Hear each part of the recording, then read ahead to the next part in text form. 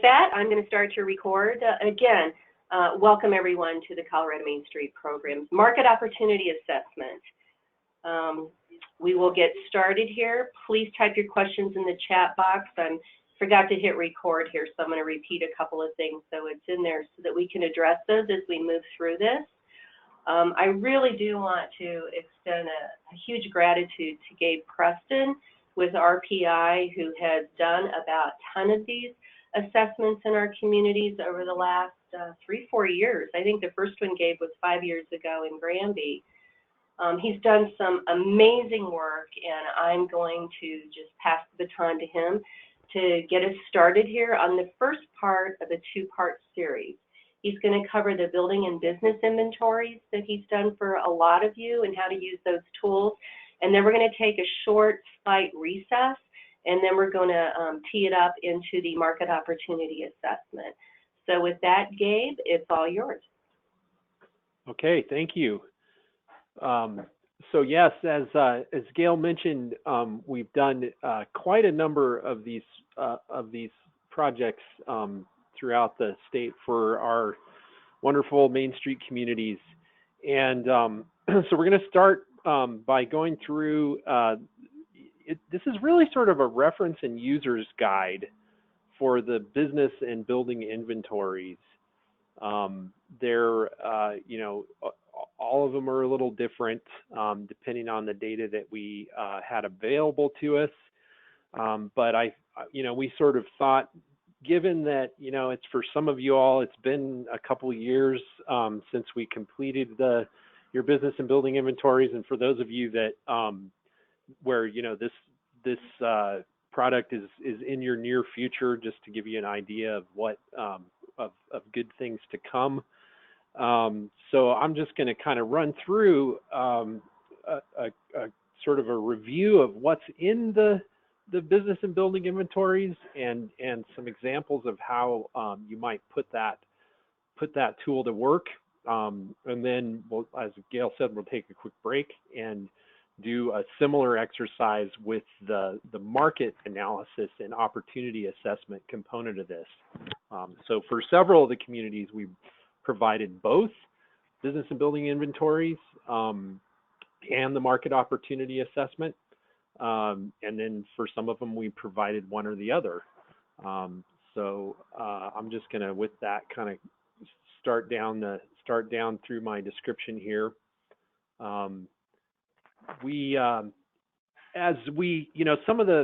It's been really actually a lot of fun to do these projects. And we've done a number of them. I think we've done, 10 or so business and building inventories over the past few years.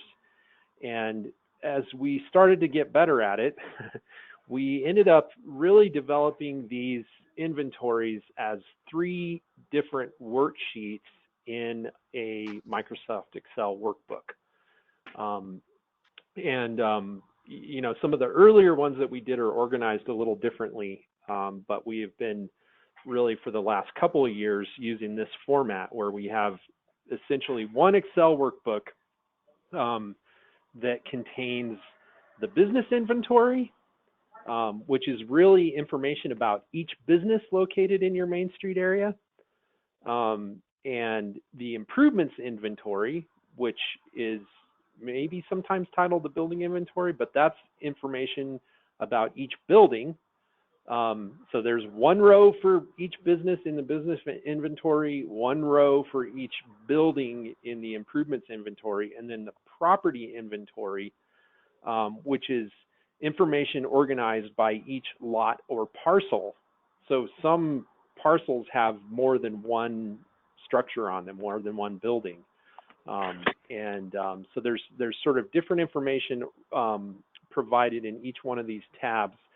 And there's a link, a crucial link between all 3 in the inventories that RPI Consulting provided, which is the parcel ID number or the schedule number, depending on how the assessor data is organized, sometimes both. But that is the number, that's the key identifier that connects all 3 of these different data sets together. and we'll drill into a little bit about how to utilize that parcel ID to work back and forth between the different worksheets.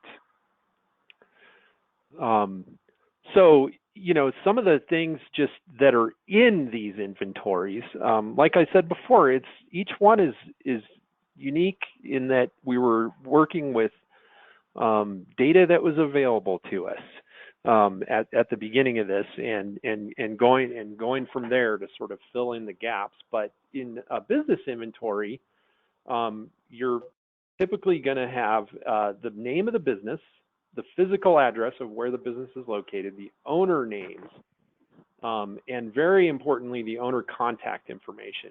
That actually was, for our role in this, some of the most labor went into that, because some of that information you can only get by picking up the phone and calling. So we did a fair amount of that.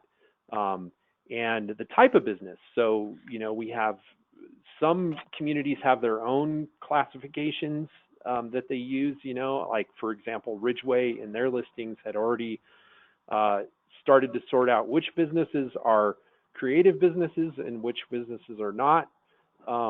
So we played off of, you know, we tried to be consistent with the types of classifications that the communities already had in place.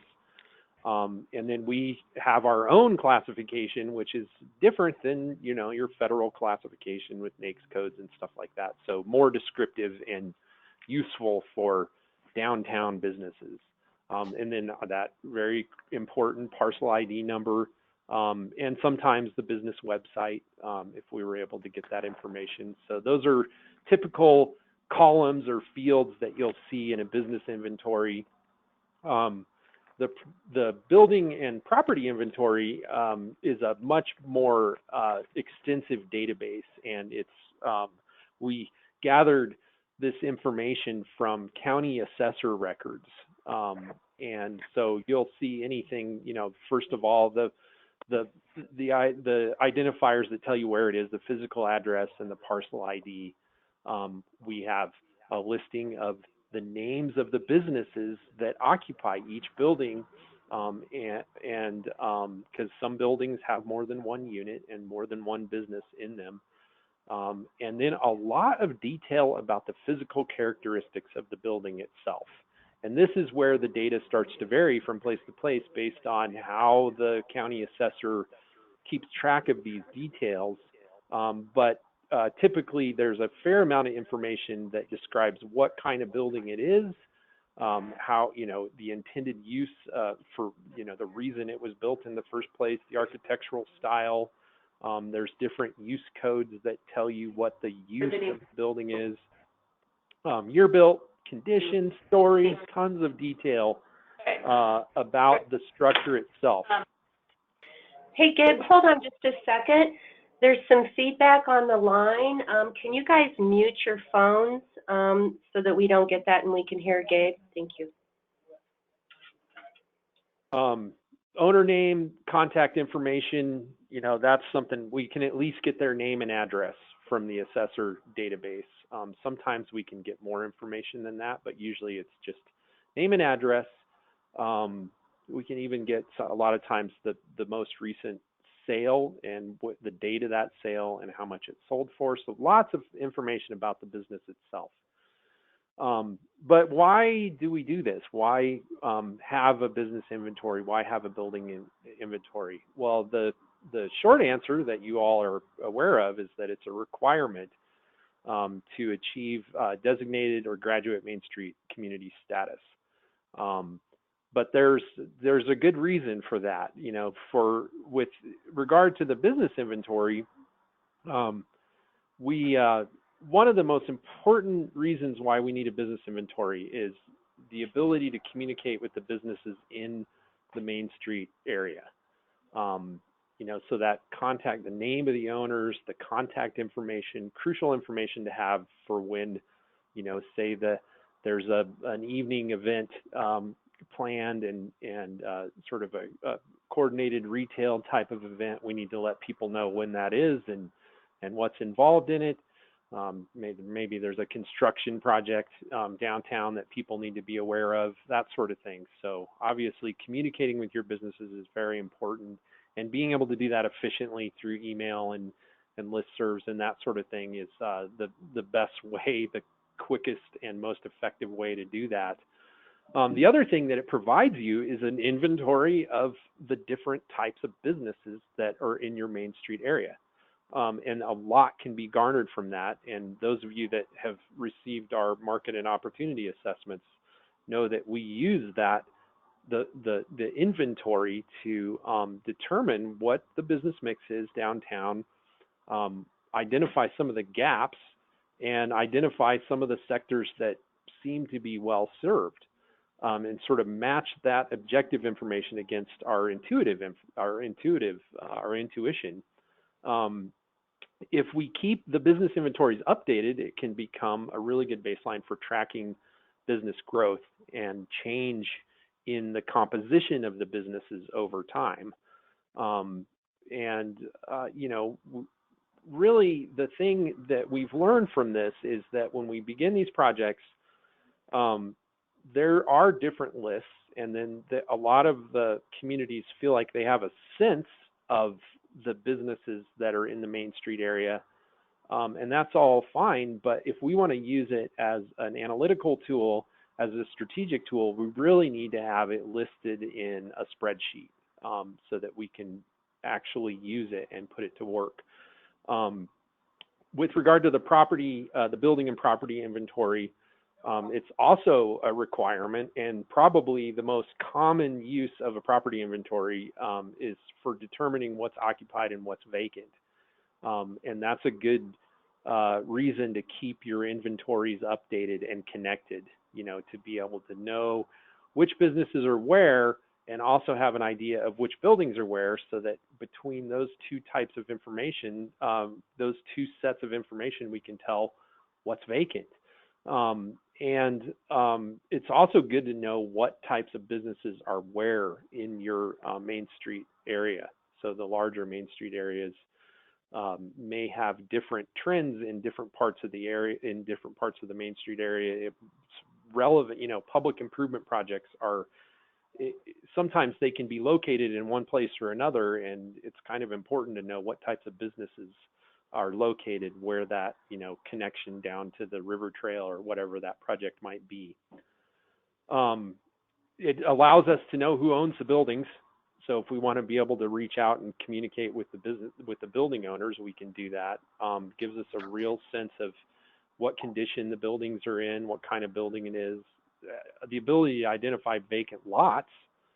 And again, it's another baseline. If we keep updating, if we keep the building and property inventories updated, we can track improvements and redevelopment. And that's something that the National Main Street Program is a big advocate of, is really tracking your redevelopment, and they call it redevelopment metrics, seeing how effective your policies and programs actually are. And often we can track real estate values with it. So what I'm going to do is run through a few scenarios. I'm going to open up the Montrose, City of Montrose business inventory and use that as an example. So I'm going to real quick just kind of run through the scenarios that we're going to go through, and then I'll open up my spreadsheet and we can kind of do that live time and show you some of the tricks and shortcuts with Excel to be able to do some of these queries. And so one of the common occurrences for a Main Street program is somebody calls and they're interested in opening a certain type of business, and they sort of call just to see what you say, what you think about it. So in this case, caller says, I'm interested in opening a salon downtown. Be good information to know how many salons are already downtown. And for anybody that's been downtown Montrose, there's quite a lot of them. So we can answer that question pretty quickly. The next scenario is that this Gen Xer has this idea of opening a vintage arcade downtown. Maybe that's me. I'm not sure. I maybe do want to do that. And they need a place for it. So that's another common inquiry. I have this business I want to open. Where can I put it? And then another scenario where you've got a restaurant owner that wants to build a new restaurant and they need a good vacant lot for that restaurant. So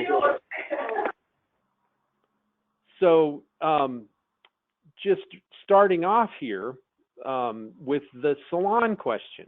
I would really like to build a salon. What do you think? So we're going to just really quick here show from the beginning of it. Now, one of the things that we do right away, this might come off as a little bit of like tech support or something like that, but I'm going to go through one of the things that you can do. I don't know whether you know this or not, but you can freeze your panes.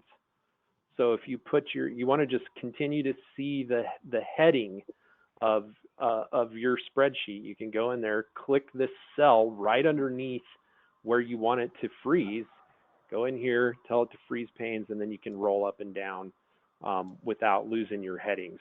So that's kind of a handy deal.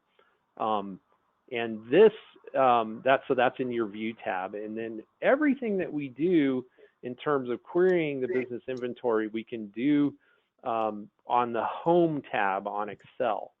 So this sort and filter field is your friend. This is how you really start to use this tool. And again, clicking on a cell right down below your headers is where you want to be when you go into the sort and filter tab. Mine is on the right side, but it looks like a funnel. That's the symbol for it. And you just tell it filter.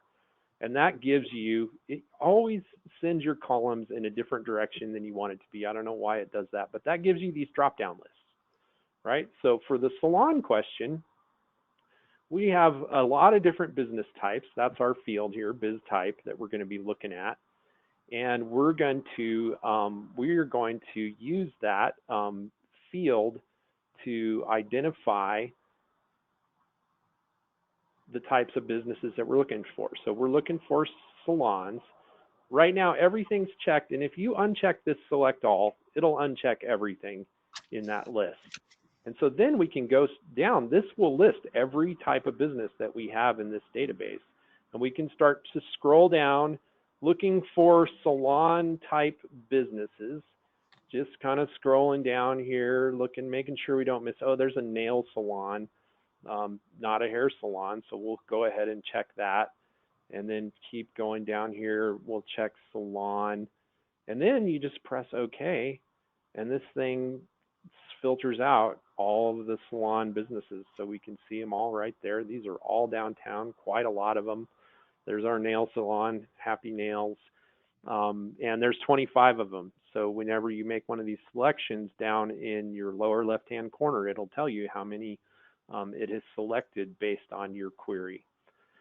So that's a pretty simple way to go about trying to answer a common question. The next scenario was the guy that wants to open an arcade, and he needs a place for it. So we go to our building inventory, our improvements inventory. And I've already set this up so that we've got our freeze panes in.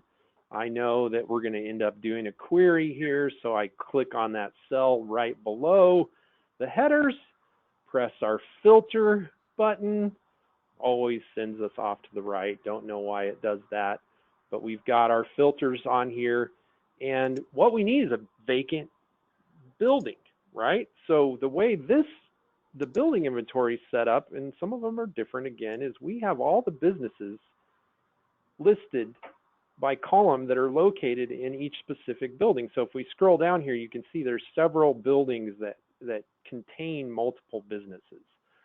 But the first line is always going to be populated if there's a business in it. So really what we need to do with this one is identify which of those buildings do not have a business in them at this current time.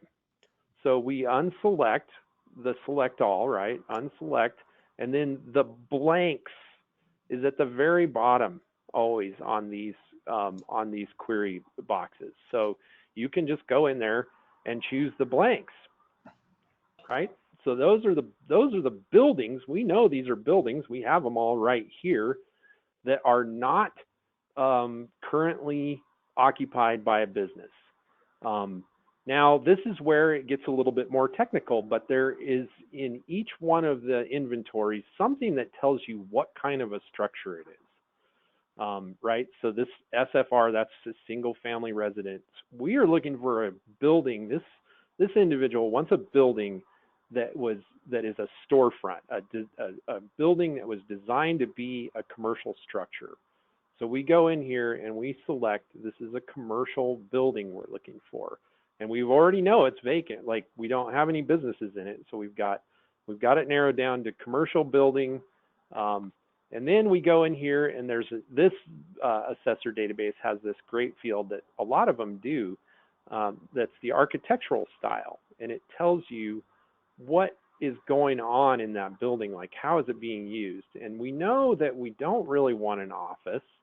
What we're really looking for is a retail store.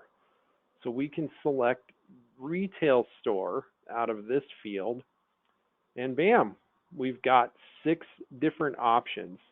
But we also know that we need at least 2,000 square feet. This is where it gets a little advanced. So we have a heated square feet field here. So that's your enclosed climate controlled square feet.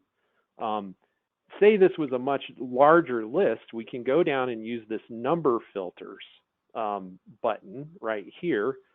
Click that, go down here, and we have the ability to say greater than. There's all sorts of things that we can do, but we want it to be greater than at least 2,000 square feet, right? So we go in here, type in 2,000, and it will filter out the units that are at least 2,000 square feet, and voila, this individual is going to, we're going to get in touch with the owner and get that arcade going at 147 East Main Street. So then so that's an example of how to use this improvements inventory. Now, for the restaurateur that wants to build a new restaurant, they need a vacant lot. So we're going to go to the property inventory. This worksheet that's organized by each property. So this is a parcel number. Those are all unique. It's going to be 1 row per parcel that's located in the downtown. So we know that we want vacant, and there's the county assessors. It's very important for them to know whether there's a structure or a property is vacant, because it changes the property taxes. So we're going to use our filter tool here, and we're going to go to this property class code, which has all this information about what is going on that property, and we're going to look for vacant. So we're going to go down here. These are all kind of technical terms that the county assessors use. Can be very useful. It tells us it's lodging, this is a public building, but we go all the way down here and we're looking for just a vacant commercial lot. And we say, okay, so there's our vacant commercial lots. You can see not all the vacant lots have a parcel ID, have an address, because there's nothing built there, so they don't necessarily have an address. So I'm going to just take a little side tour here and show you how you can use the county assessor database, the online database, to find out more information about these lots, especially where they are. So I copy this parcel number or the account number, either one will work, but I'm going to copy this right here to make sure that I've got the right number. I'm curious about this. And I go to the county assessor website. Almost all county assessor websites have a property record search online tool, because it saves them so much time. So we go in here and we enter EagleWeb. That's a very common application for this kind of thing. and they look very similar. All, you know, EagleWeb always looks the same. So we're just going to put in that parcel ID that we copied out and tell this thing to go ahead and search for it. And it comes up with an account. So we click on that, and we've got all this great information about that account. And in this case, not all assessors have it, but a lot of county assessors have a mapping function that will that is live linked to this specific parcel. So we open up this online GIS application, takes a minute, and it will show us exactly where that vacant lot is. So it's down here downtown, and right off of Townsend, that's where our lot is. So that's a way where, you know, just wanted to kind of show you that there's these other resources available from the county assessor where you can kind of go do it yourself. That's kind of what you know, those are some examples of how to use the inventories. It's really important to keep your inventories up to date, particularly the business inventory, because the business inventory changes. You know, it's a moving target. You got business moving in, you got businesses moving out, and so you need some kind of system for triggering updates. Some communities have business licenses, require business licenses. So that's the best way. That's great. If your community requires business licenses, you can go to your town or city administration and arrange a pattern where every quarter you go in and say, will you please print off or send me an email with the list of businesses that just listen to a webinar. The businesses that just started up. What are you doing? So hey, you might want to mute your you might want to mute your phone. Thank you. So we recommend that if you have business licenses, that you set it up every quarter to just get a list of the businesses that just applied. And then also there's a way to get you know, if there's a retail sales involved, they have to get a sales tax number or some kind of you know, apply for a sales tax number. That's another way to get that information. Hey, Gabe, let's repeat that. Can everybody mute their phones? If you have questions, put them in the chat box. We've only got about 3 minutes left on this webinar, and then we're going to take a short recess while we switch over. So thank you. So sales tax rolls can help with that. And then there's obviously Google listings are amazing. You know, Google calls and harasses people to update their listings like all the time. So they're actually fairly up to date. If your Main Street community, if your Main Street area is really small, all you have to do is walk around every now and then and just listen. So the building and property inventory is a little bit more technical. You can tell by the information that's contained in it. You may need help updating those inventories, and certainly call the Main Street community if you feel like you need help. But they don't change as often because a lot of the information in the building and property inventory is about the physical structure. The things that would change would be the value, you know, recent sales, the name of the owner, and then if any improvements are made, they double the size of it, that sort of thing. That, you know, that's the kind of thing that the assessors will update within a year. But you can use that those online search tools to do those building inventory updates yourself. Sometimes if you're really doing it globally, you may need to request a custom report from the assessor. And that's a situation where you might want to get a hold of Gail and the Main Street program to ask for some help.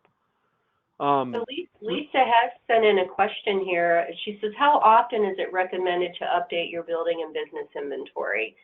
I can field that, Gabe, or you can answer it. I think you kind of alluded to it earlier. But Lisa, I used to do that quarterly when I was submitting my Main Street quarterly reports. I would just get a printout from the town. We kind of set it up automatically. They would give me a list of the business listings, and I would update it at that point in time because I was in there trying to do my quarterly stats at the same time. Yeah, the business inventory, you want to keep that up to date as much as you can, and especially where they're located. So if you're updating it and you know the parcel ID of where that business is located and what unit they're in, then you can fill in all that information, and it should keep you up to date.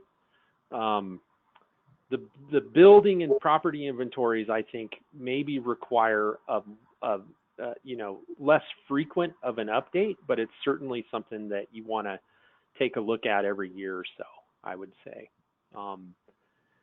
So these are good, one of the, to my knowledge, Granby was the first community to have an inventory done, business and building inventory that was integrated in the way that we've described, done for them in Colorado. And Gail customized her spreadsheets. She trimmed down the fields that she didn't need or didn't look at very often and got a real trimmed down spreadsheet. And she had a business inquiry from a gentleman that wanted to start have a downtown location in Granby for a medical equipment company and be able to do his web marketing out of that downtown location. And she was very quickly able to identify 4 or 5 units that would work for that individual. And they flew in a private plane, identified the one that they wanted, and moved into that thing. And it all happened pretty quickly. And in Meeker, we used the downtown business and building inventory to identify different locations for a potential outdoor recreation industry incubator. So we narrowed it down to about 4 or 5 different buildings that we identified as vacant. And then we went on site and looked at those buildings to identify sort of the top prospects for that. So that's kind of the into the first part of the webinar. Is there any other questions from anyone on the line?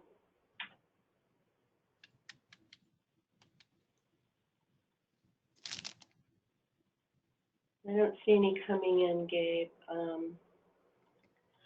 Well, thank you, Gabe. I think this was an introduction on how powerful the tools are. If you kind of get in there and play with it a little bit, it's not so intimidating.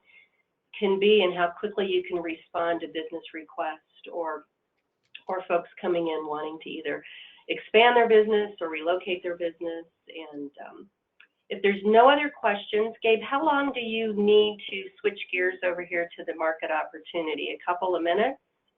I can start it right now, but I don't know if people need a break or not, but I'm ready to jump go in? on it. Yeah, sure. We started at 11:04 and it's 11:35, so we're doing really well on time. Well, let's keep moving them because these two tools kind of work hand in hand, and I'll let you kick it off and start with the market analysis and opportunities. Okay. So this part of the webinar is really to it speaks mostly to the communities that have received a market analysis and opportunity assessment through the Main Street program or are in the process of getting one right now or may in the future. But it's also kind of generally about how do we use and interpret market data in the context of Main Street downtown programs. So, most of the time, a lot of communities have some kind of retail market analysis already done. And so this may actually help some of you all that have one where the city's conducted one of these things to sort of look at that data and interpret it in the context of downtown. So the market analysis and opportunity assessments that we did contained several different components. The first thing that we do is define the market area. And this is, in some ways a lot of the communities in Colorado, downtowns especially, have various marketing initiatives and efforts aimed at visitor visitors, tourists, and that sort of thing. But we, over the years, have encountered this very frequent challenge for downtown businesses, really any business in especially the mountain areas of Colorado, where the seasonal fluctuations in revenues are just a massive challenge on several different fronts. And so this made us think, geez, we really ought to be, you know, one of the ways that we can start to address that is to provide some tools so communities can really perform better in terms of serving the residents that live around their community, the residents that live in and around their community. So the first thing we do is we work with the community and use data kind of all at the same time to define a market area. This is the area that is really kind of it's the priority market area. It's the target market area, usually within 20, 45-minute drive time from downtown.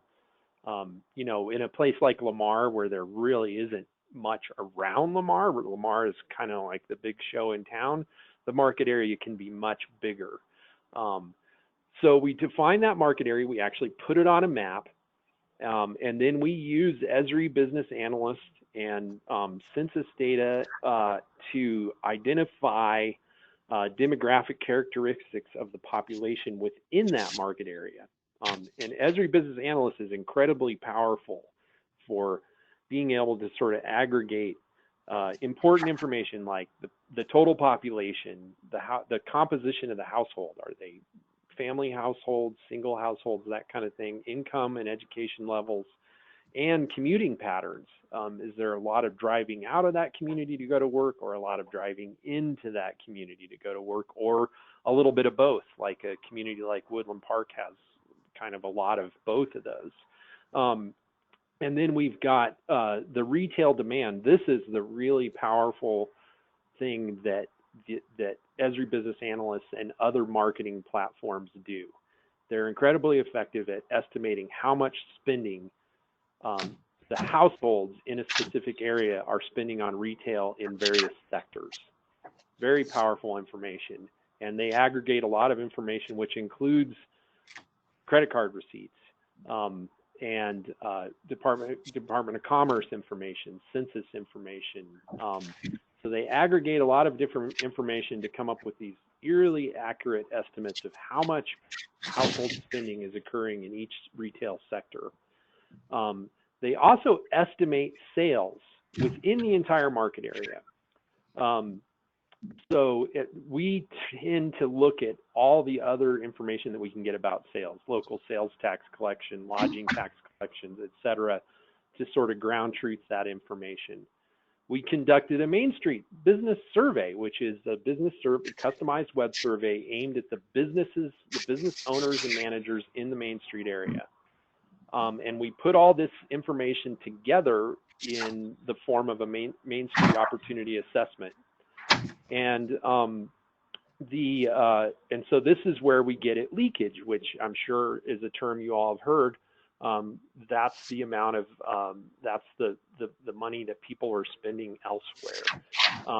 And we also look at base industries that might fit downtown, and really ask businesses themselves, what do you think the opportunities are? And then we develop some strategies and recommendations. Some of them are very ambitious, and some of them are not.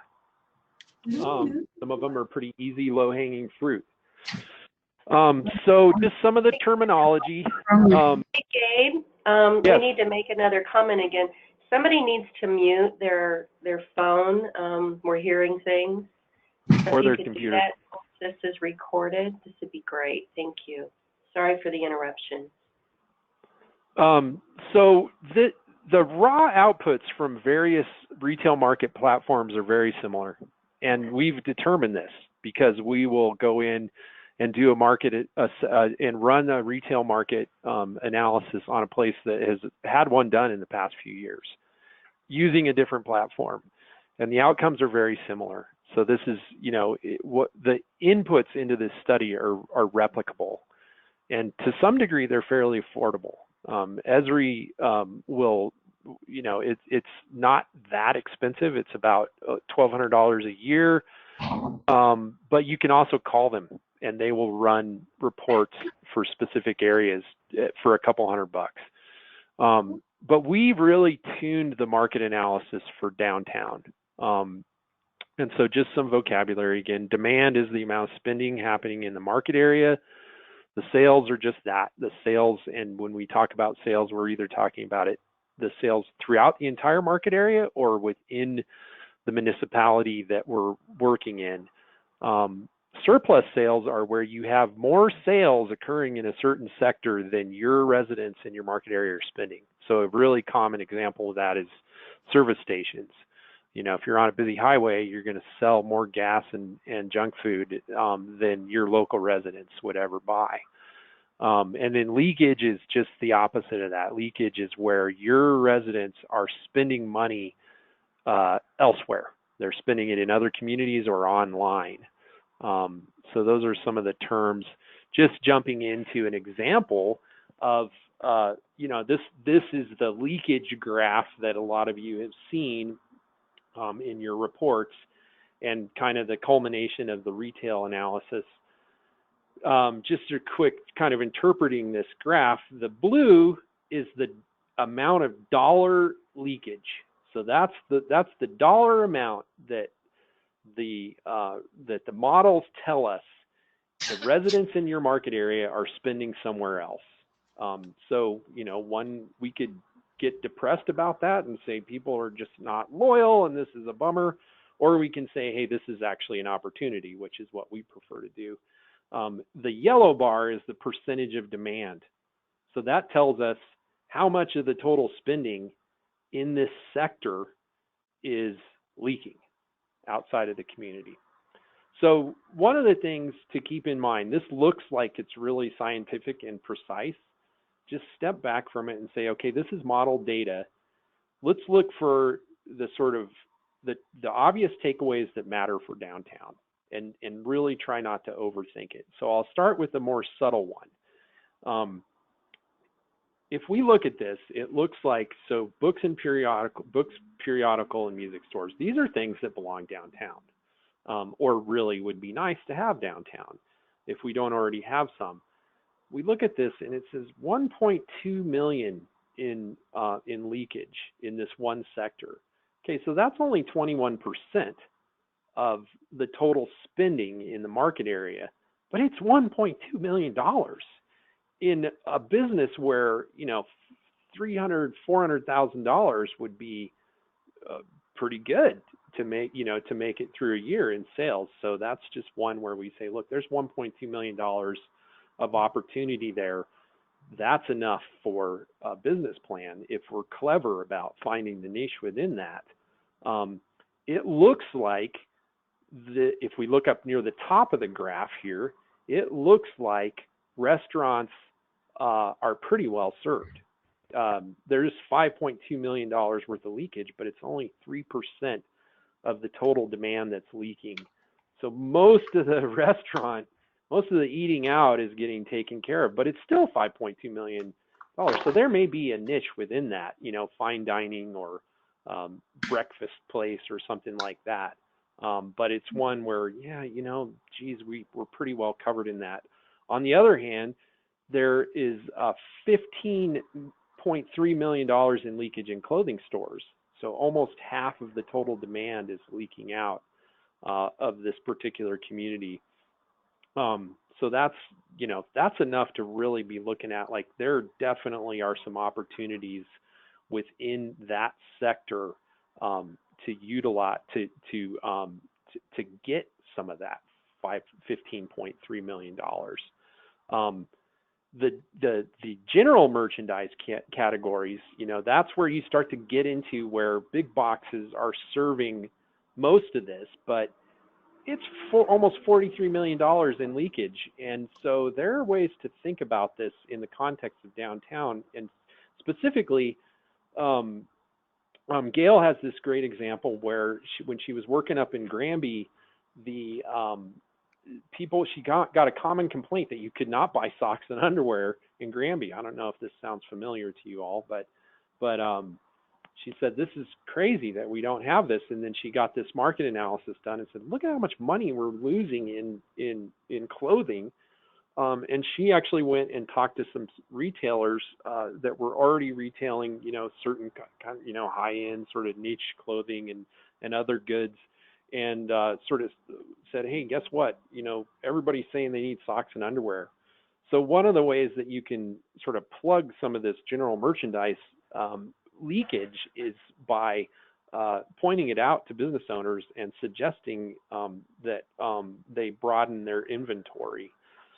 It doesn't necessarily mean you need to open a whole store. And then, by the way, Family Dollar and some of these kind of small town, small box type of businesses can fit downtown. It just kind of depends on the character and how you look at things. But so why survey businesses? That was another part of what we did.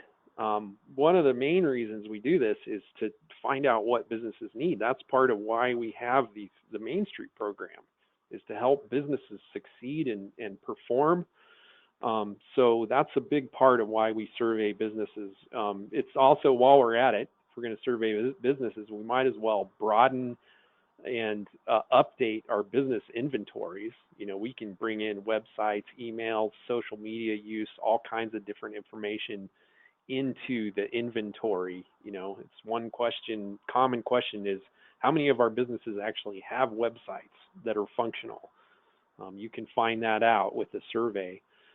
And we can learn a lot about operations in an important way. For example, we hear, gosh, nobody's open after 5 or 6, and it seems like everybody's closed on Sunday. Well, we can nail that down with a survey, as specifically how many businesses are open on Sunday. And we can learn about the businesses that are open later, so that we can go talk to them and find out how they're doing. How do they do after hours? And really, other information about, how many employees they have, what's their ownership structure, how do they get started? That's another, really interesting question to learn about. We can get feedback on about public infrastructure and relay that to the town or city government. In a way where it's not complaining. We can actually collect objective information about, this is what people would like to see, and spin that in a positive light, and obviously improve our networking. The businesses really know what the market opportunities are. They have a really good sense. They think about it all the time. So we can kind of gather up the collective knowledge about that. And surveys are strategic. So the survey, it would be really hard to do one of these studies without doing a business survey, because that's what tells us what we need to do. It really helps us sort of bridge together the data with the way that business actually works and people actually live their lives. So just, some survey question examples. We can really drill into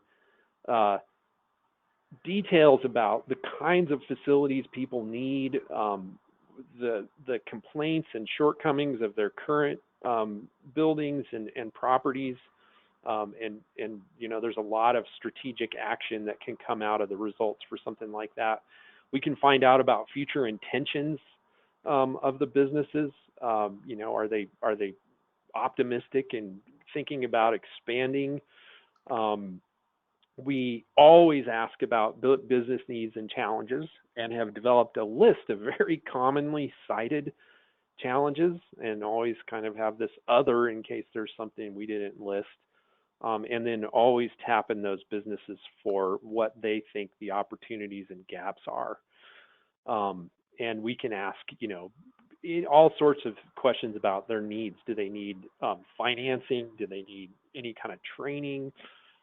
What kind of challenges are they having with their workforce, et cetera, et cetera. So I'm just going to go through an example here of how we like to use survey data. We really like to look for linkages and patterns between the questions. So in this case, the community had identified very commonly that there's, that one of their top challenges is there's not enough sales and there's seasonal swings in revenue. It's a big challenge for them. So yeah, the problem is we need more customers. We need more sales. Later on in the survey, we asked, does downtown need more community-wide web and print marketing collateral? So on a community scale, do we need to market the downtown? Well, gosh, most people said no. Some said yes, but most people said no to that. And then further on, we asked them, are you interested in any kind of training to assist you in your business? And almost half of them said that they need training in marketing. So the problem is we need more customer sales. The solution that falls out of this is it's not necessarily community-wide marketing that we need. The businesses need some help marketing their own business. So, this is healthy. This is healthy thinking. It's like we don't necessarily need you all to do it for us, but we sure could use some help learning how to do it for ourselves. And then everybody gets these tabular results, right? You kind of want to you don't want to just distribute those because they're survey responses, but the manager could have it. And this tells you specifically, here are the 15 or 10 or 15 businesses that said specifically they want marketing training. So you can just create a little email and send it out to those folks and say, hey, we're going to do, SBDC is going to help us out with a marketing training on Tuesday. You should come. So we had there were a lot of commonalities in the responses from the businesses in these surveys that we did. I don't know, 9, 8, 10 of them maybe we did total.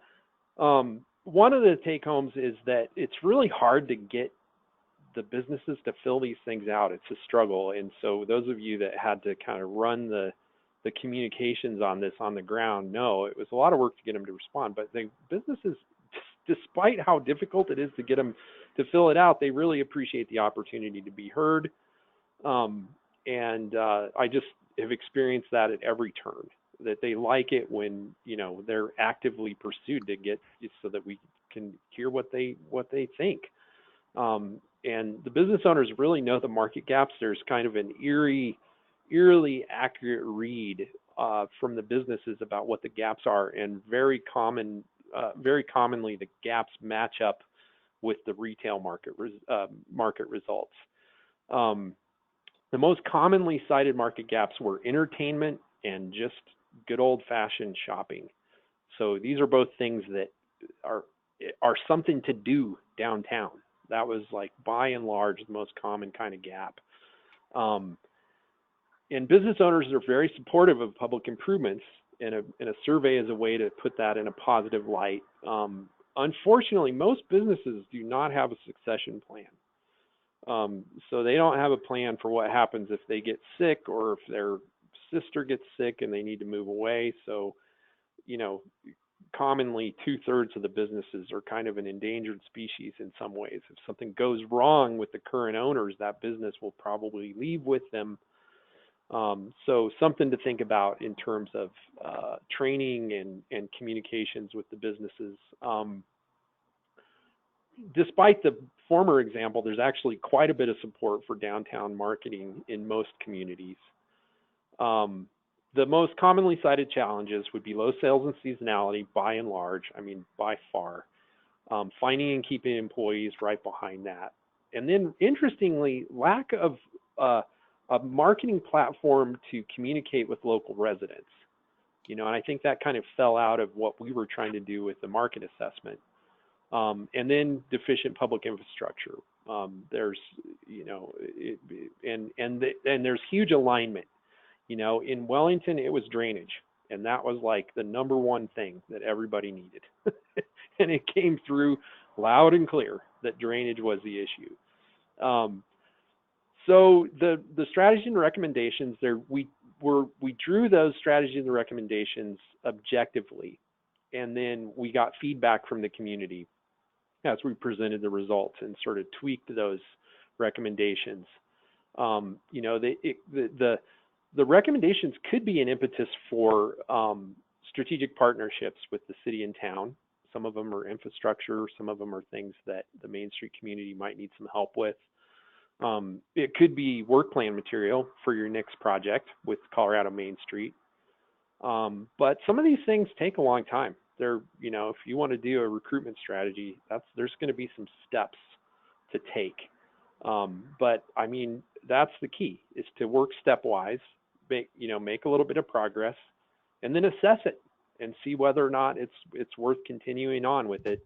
And by all means, activate your resources, activate your allies, your Colorado Main Street communities. So that's a good deal for you all. You know, you've got a partner there with Colorado Main Street. You've got OEDIT and the SBDC, Colorado Tourism Office. If you're trying to do something along the lines of tourism marketing, that's a good partner to have. But always good to check in with Main Street, because they can, you know, they're in the building there at State of Colorado and can help you find what you need. So yeah, just keep working on it and adapt, you know, and if something isn't working and you don't like it anymore, scrap it. Move on to something else that does work. And so Lyons is a great example of a community that took pretty much immediate action after we had completed the market analysis and opportunity assessment. I wouldn't even say after, they were already doing it as we were working on it. But before we came on board, they had created this great logo and branding and marketing strategy through the Pickaxe project. So there's a webinar on the Colorado Main Street website that you can read through. Pickaxe is a really cool project, a sort of a strategic methodology for marketing downtown.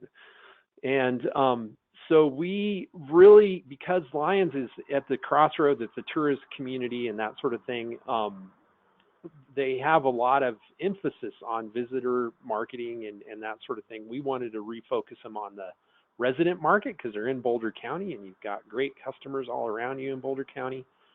So one of the outcomes of that was they wanted to actively recruit best fit businesses to downtown.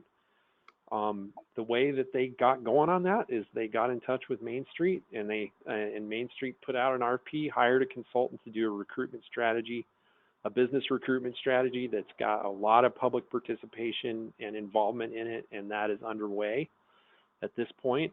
The other thing that came out of that was that they really felt like they needed a hotel or lodge. They have lots of weddings and events in Lyons, but not that many places to stay.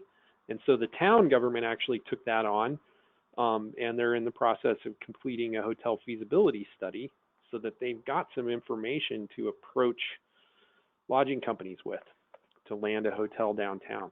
So those are two things that were in the recommendations that they just got right to work on. So good for them. I think that's about the end of this presentation. We're coming close to the end of our time. Does anyone have any questions you want to type into the chat box?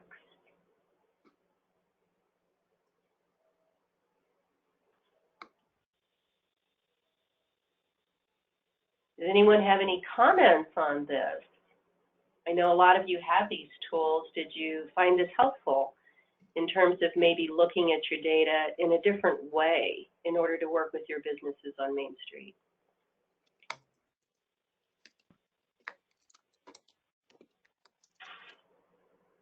I have a question. This is Satya in Aurora.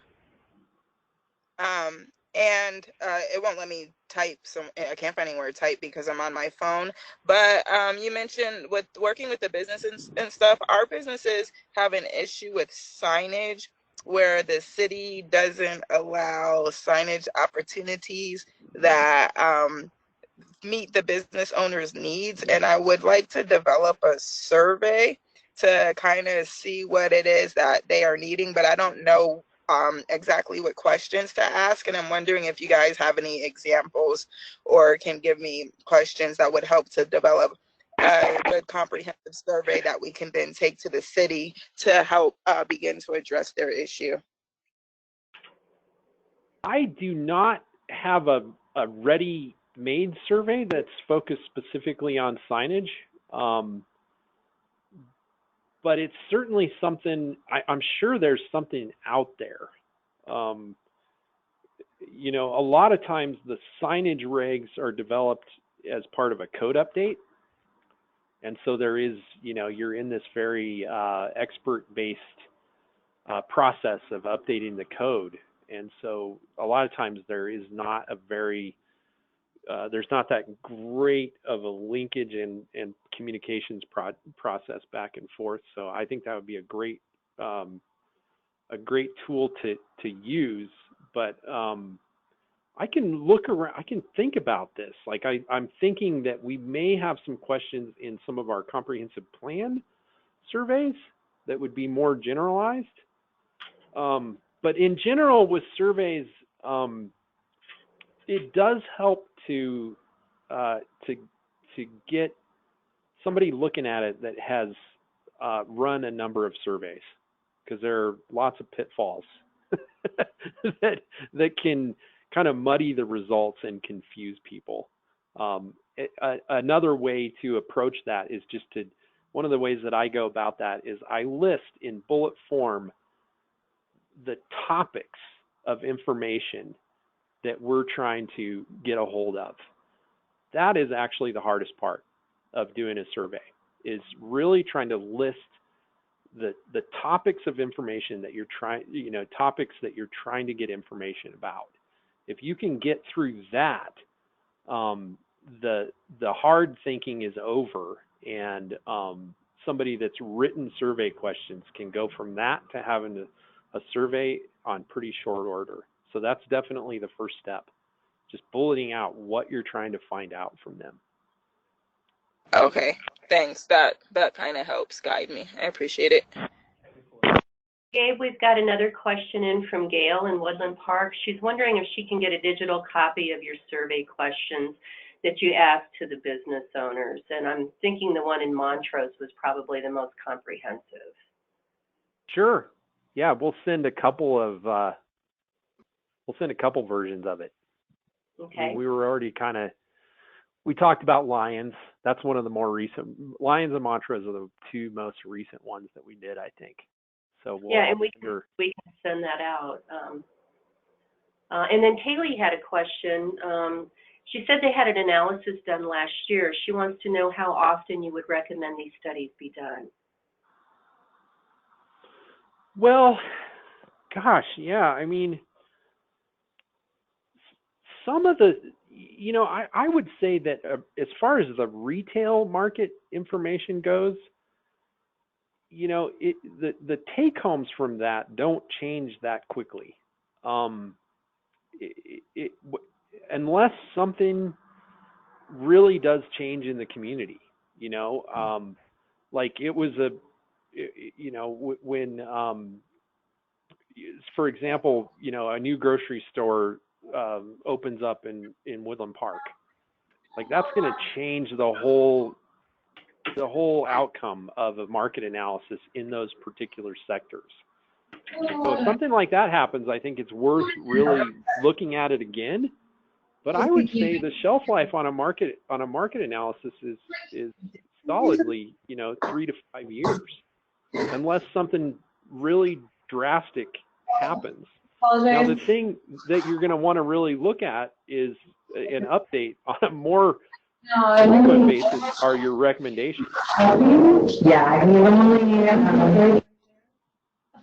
Somebody's not muted again.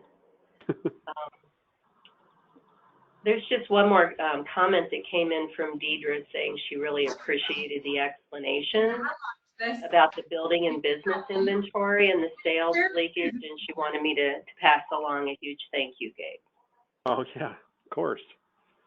Is anyone else? I know we're running just a few minutes over, but we certainly, while we have you on the phone, if you have questions, Gabe is always willing as well to field a call if you guys have some follow-up questions, you want to take a deeper dive on the tools you have, or please also talk to us, all your Main Street staff here. If you're interested in getting something like this done next fiscal year, we can certainly take a survey and find out how to serve you and your communities and building a really good, okay. Yeah, I vibrant downtown. I was looking for a plan B and they friendly, they're like, just put it in. Pat Gonzalez also wants me to tell you thanks, Gabe, for your market analysis that you did for Elizabeth. All right. Yeah, lots Anyone of familiar. Gabe, any closing comments before we stop recording? But feel free to reach out to us if you have follow-up thoughts.